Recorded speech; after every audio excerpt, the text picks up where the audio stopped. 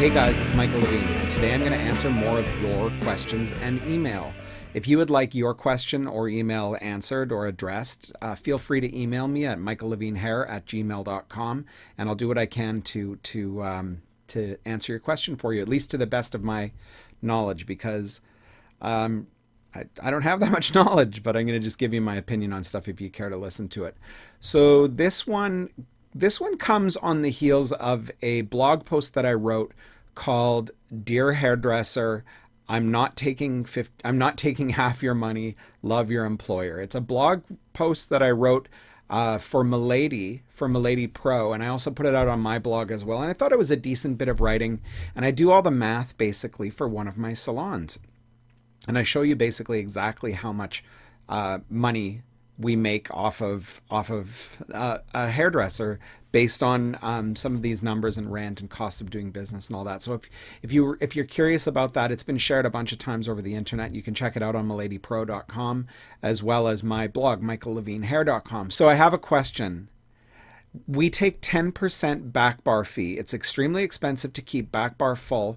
Most salons that carry this product line in Illinois do this. Well, my staff seem to think I'm getting rich off of this and that it is illegal. How do I explain that without this, our doors would close? They feel that even if they get 50% commission, since we take out back bar, they're really only getting 40% commission. I shared your blog on hairstylists that we aren't taking half to them. Anything you can do would help. Signed, a stressed out salon owner. So first of all, I totally understand the idea of a product charge, but as a hairdresser, and this is what you have to remember, think back to when you were a hairdresser and you paid that product charge. How did you feel about it?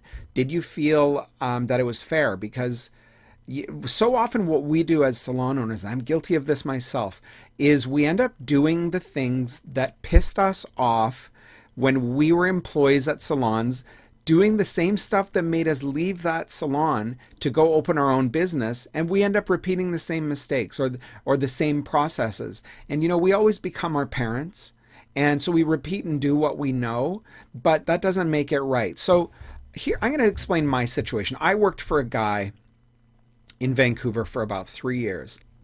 And I left that salon massively resentful of the way that owner had done business. And I think that I'm going to end up going off topic here, but I think one of the key mistakes that this guy made was he started nickel and diming his staff. Now, he never took the time to explain the finances of a hair salon other than saying, "You think I'm taking half your money," and ha ha ha. And like, I really, really wish that he would have explained the finances a little bit further to us, because most people in that company would go there, get busy, take the clientele, or try to take the clientele and go down the street and try to get a better deal. About a year and a half or a year and a half into my employment is he implemented a unit charge, which that you would see as your back bar charge. And it wasn't a shampoo thing, but it was for every head of foils, I think it would cost us $10. And so if you charged $100 for a foil, your commission would come off 90 of those dollars. And that, first of all, you never mess with people's money in a hair salon. So if people joined the salon and this policy was in place, fine. I mean, it's still shitty, but fine. You know, at least you've walked in and your situation hasn't gotten worse. You've agreed to the situation when you walked into the employment. But in our situation, it caused massive resentment, and no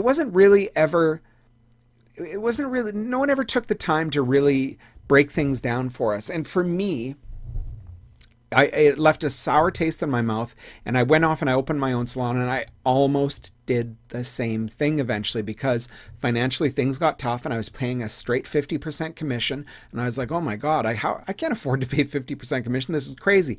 How can I recover some of that money? I know, I'll charge a unit cost or unit fee. And my wife ended up saying, "Are you nuts? Do you not remember like 3 or 4 short years ago, that was like 25% of the reason we left that salon company was because of that?" And yes, we understand now what this guy was going through financially and why he did it, but that doesn't mean we have to be stupid enough to do it.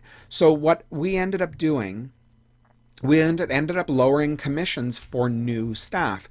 You never mess with the money of your current staff. You cannot do that. But what you can do is create a new deal for everybody else who joins your team.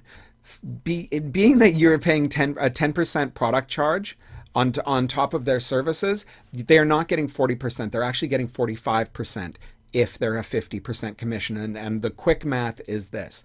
If you are charging, let's just say $100, you do a color for $100, and you, the owner, are subtracting $10 off that 100 before you pay the commission. So that's, now it's $90, and they're getting 50% of $90 is $45. Instead of, if it was 40%, it would be $40, not $45. And that's a substantial difference in their pocket. So definitely you feel free to explain that to them, that it's not, they're not actually getting 40%, they're getting 45%. If you are comfortable basically paying the equivalent of 45%, what you need to do as a salon owner is lower your commissions. Here's what I would do. Everybody, you're all making 50% commission. I need you to be at 40. I need the seniors to be at 45, and I need my junior stylists to be at 40% so that we can be profitable. I would lay out all of your books for them and show them exactly how much money you're making. And I'm really, really sorry, but we're going to try to do this so that you don't take any kind of a financial hit whatsoever. That $100 color that you're doing, we're now going to charge $110 for it. And then you're getting 45% from 110. We're going to raise the prices in the salon as a whole. I need everybody to pull up their socks and tighten their belt and dig in deep and deliver the most amazing service so that when the clients get their bill at the end of this thing and their $100 color is now 110, they don't even notice about it. We've made the pricing, that price increase, we've made it irrelevant. The salon needs more money to come in because I can't barely stay open. And this is the reality of the situation. I need you to gather around me, team, and help me, and we can make this place even stronger. We're going to elevate standards. You won't miss a beat, and I believe you'll probably even get more in tips. That's the reality. This is what I need you guys to do. You will probably lose a couple of people, but if you're not really making money from those guys anyways, then don't sweat it. It's not that big of a deal. And start growing your next crop of people, because as a salon owner you should never stop hiring, never ever stop hiring as a salon owner, because I mean, just hell, in my company just the other day we were thick, we were overstaffed, don't really have a need for this person. I'm like, you know what, we do have a need for her, hire her. And we're short-staffed. As of yesterday I took out an ad on Craigslist.